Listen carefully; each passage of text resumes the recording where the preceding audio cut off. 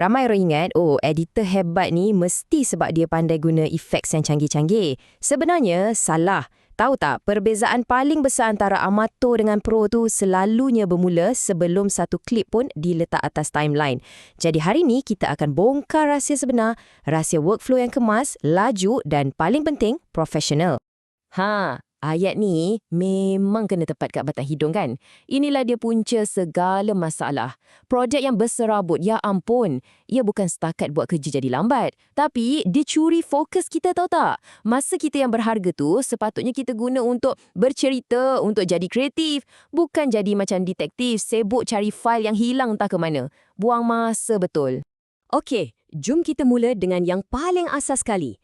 Tabiat profesional nombor 1, ia tak berlaku dalam timeline, tapi dalam panel projek anda. Fikir macam ni, ini tapak rumah anda. Kalau tapak pun dah retak, dah tak kukuh, bayangkanlah macam mana rumah tu nanti. Mesti goyah kan? Sama macam editing kita. Okey, tengok sini betul-betul. Ini bukan cadangan tau, ini satu disiplin. Asingkan semua aset anda ikut jenis. Footage, audio, graphics, sequence. Tapi, yang paling penting, nombor di depan tu. 01, 02, 03, 04. Kenapa? Sebab nombor ni akan kunci susunan folder anda. Sampai bila-bila pun ia akan kekal macam tu. Tak adalah nanti folder sequence anda tu tercampak ke bawah, folder footage naik ke atas.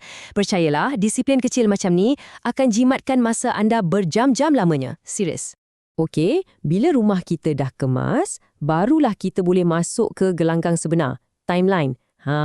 Kat sinilah magic tu berlaku. Dan saya nak tunjukkan satu cara macam mana anda boleh nampak cerita video anda tu tanpa perlu tekan butang play sekalipun. Macam mana tu? Caranya adalah dengan warna. Ini macam bagi superpower dekat mata anda. Tetapkan satu warna khas untuk dialog, satu warna untuk B-roll, satu lagi untuk music dan seterusnya.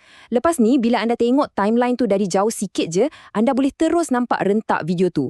Terus boleh nampak, kat sini banyak cakap. Kat sini bahagian visual je. Kat sini emosi tengah naik sebab ada music.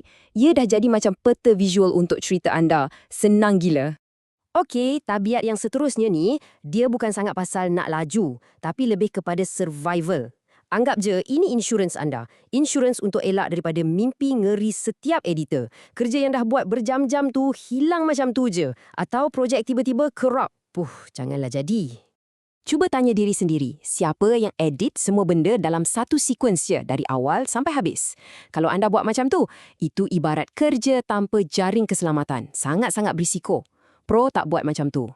Caranya, setiap kali nak buat perubahan besar, duplicate je sequence tu. Namakan V2, V3 dan seterusnya. Jadi kalau apa-apa yang buruk jadi, anda sentiasa ada versi lama untuk patah balik. Dia macam mesin masa peribadi anda. Ada dua lagi kerja pembersihan yang sangat kritikal. Pertama, tolonglah pastikan auto-save tu hidup. Anggap ia macam seat belt masa anda tengah memandu. Penting. Kedua, fail-fail yang anda tak guna dalam projek tu, buang. Jangan simpan sampah digital. Sebab apa? Projek yang ringan adalah projek yang stabil. Barulah dia tak akan crash tiba-tiba pukul 3 pagi masa kita tengah kejar deadline kan? Okey, tadi kita dah banyak cakap pasal benda teknikal. Sekarang kita nak masuk bab mindset pula. Inilah tabiat yang membezakan antara editor yang sekadar dapat kerja dengan editor yang klien akan cari lagi dan lagi dan lagi. Ngaku cepat. Siapa yang pernah nampak atau lagi teruk buat sendiri nama projek macam ni? Final_confirm_last version. Final_final2. Kita mungkin rasa benda ni kelakar, tapi bila klien atau editor lain nampak nama fail macam ni, ia seolah-olah menjerit perkataan amateur. Sekarang, bandingkan dengan cara pro. Nama projek, _tarikh_version. Kemas kan? Jelas, semua orang faham. Profesionalism tu bermula dari benda-benda kecil macam ni. Dan ayat ni merumuskan segalanya. Pengurusan fail yang kemas ni bukan benda remeh tau. Ia tanda hormat. Hormat pada kerja anda, hormat pada klien dan hormat pada sesiapa saja yang akan buka projek tu nanti. Klien sanggup bayar mahal bukan semata-mata untuk kreativiti, tapi untuk ketenangan fikiran. Sebab mereka tahu projek mereka tu diuruskan oleh seorang yang betul-betul pro. Jadi, apa kesimpulan utamanya? Senang je. Setiap tabiat yang kita dah bincangkan tadi, daripada sistem bin bernombor, kod warna, sampailah ke cara namakan fail, semua tu menuju ke satu matlamat je, iaitu untuk bebaskan minda anda daripada pening kepala pasal benda-benda teknikal. Supaya apa? Supaya anda boleh fokus 100% pada benda yang paling penting, iaitu bercerita. Jadi, saya tinggalkan anda dengan soalan ni untuk difikirkan.